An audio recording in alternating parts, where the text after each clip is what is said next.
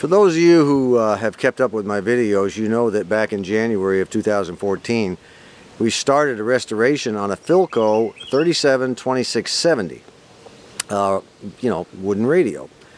And it took 34 videos to complete that thing. It was sent to me by a fella named Martin Carson. The radio belonged to his grandfather, who was born in 1869. It's an interesting series if you're, you want to go back and look at it. The Philco 372670. Well, when it was all over, that radio was ultimately given to a retired Navy couple, you'll recall. And the wife's name is Paula. The husband's name is Mike. And Mike sort of glommed on the radio and said, "Oh, this is cool and everything." And, Paula just kind of laid back, said, "Yeah, it's his radio. He kind of plays with it and all that stuff." And she basically took a back seat until now. I decided to go ahead and build them a tunable loop AM broadcast band antenna for that radio. I'm building two, one for me, one for them. Mine is almost completed, but theirs just got done. And I'll soon be giving this to Paula at her place of work. She is a dental assistant. And I'm going to tell her, this is the antenna for that radio, and you make your husband beg to use it, okay? Because this is her antenna. And it turned out very good. I checked it out. It works perfectly. And she is a dental assistant, as I said, and I decided to do it this way. See if I can get it nice focused. I thought that was cool, so I went ahead and put it there. And then, of course, her name is up here. The last one I built, I believe, had, 21 coils altogether. This one, I decided to go ahead and just go with 17, which is what, the original design that I used on Dave's Loop Antennas. He has a website called Dave's Loop Antennas. Go there. He has a lot of great ideas, and he's the one that really sparked me into start making these things. I wasn't even sure I could do it. So you can make them too. They work perfectly. I did a video previously that shows you how to make them. It's called the AM Broadcast Band Tunable Loop Antenna. Okay, look it up. It'll show you how the wires go. I mean, how everything is connected and all that jazz, and why we have, a switch here and that sort of thing. If you really want to learn how to get you one, they work perfectly. We have a good subscriber named Rebel who recently built one of his own. He said it works great. I can't ever answer Rebel's comments. There's no reply button at the bottom, so I'm not ignoring you, buddy. I can't answer you. You got to change something, or unless you don't want to be answered, that's entirely up to you. So my antenna should be done by the end of the weekend. Today's Friday. I'm hoping to have it done by Sunday, and then I can start using mine. So anyway, I just thought you'd like to see it. A while back, one of our good subscribers, Buzz 1151, he challenged me to a potato growing contest, and I said, okay, I'll take you up on it. I've had such bad luck with potatoes. He just thought he'd be able to, romp and stomp all over me, which remains to be seen, by the way. Well, he did a video subsequent to that where he showed the progress of his, of his garden, where he had tilled it up and everything.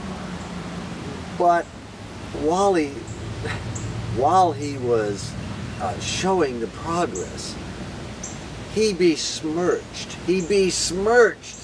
my little poodle Mac. Here's what he had to say. Over by the fence, you'll see my guard gnome. That gnome is there just in case you decide to send your toothless little mutt Mac out to dig up my garden. Toothless little mutt? Well, I'll tell you what. He's had a few teeth taken out because he is up in years. But when he heard that comment, he just went ballistic. And he decided he was going to wreak his revenge. He just couldn't take it sitting down. And here's how he did it.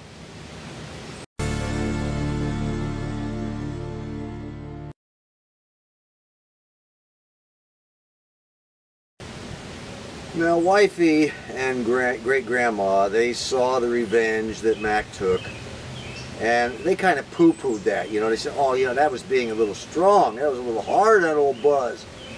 Well, I didn't think so, and neither did Mac, but they sure did. So, they kind of scolded us. You shouldn't have done that. All right, well, Mac and I decided, you know, we talked it over, we decided that we would bury the hatchet with old Buzz. You know, we would extend an olive branch. But before we could do that, here's what he did a second time.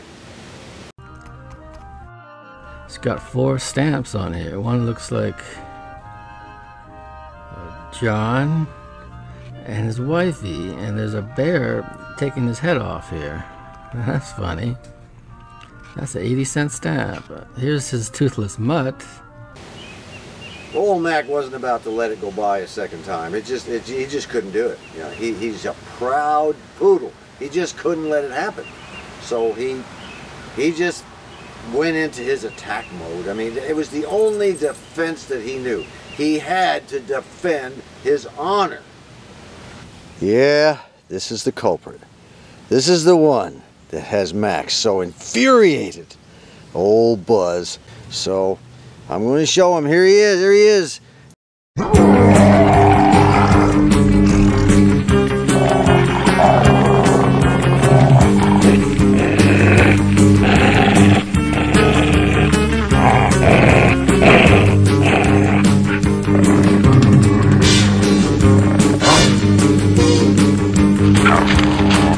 Well, here he is, folks, and he feels so much better. His honor has been restored. And you know, I just hate to think what would happen if he had to do it a third time. He's liable to run all the way up to Portland, Oregon, where old Buzz lives, and just really do some heavy damage. I hope not.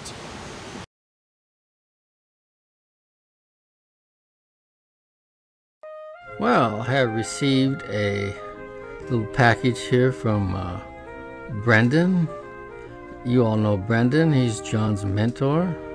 In fact, that's his address. Is John's Mentor Brendan, 970 Kilocycle Lane in Megahertz, Michigan. And he sent it to me, 1313 Tater Road in Spudsville, Oregon.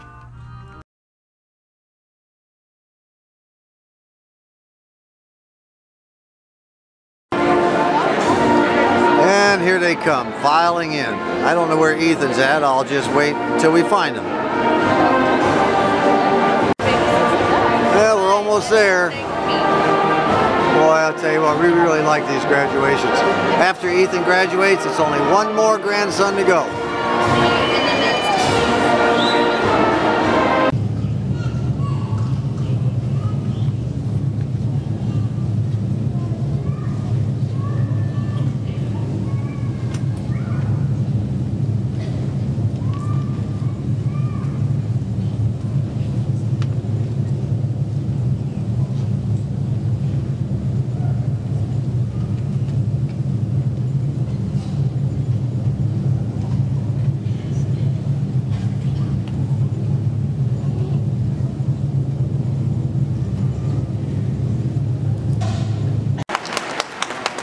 There's old Ethan.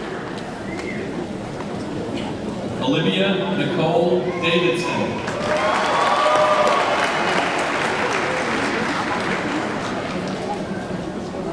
Audrey. There are 213 students that are graduating, 47 students that are graduating with honors.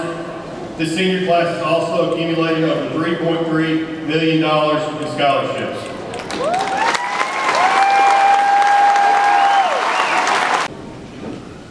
And now, with great pleasure, I present to you the Bologna class of 2015.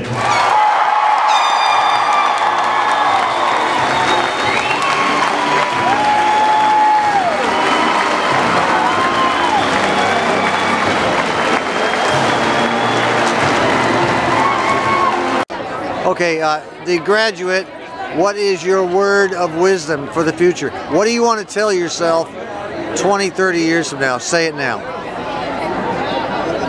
Wow, this is deep. Huh?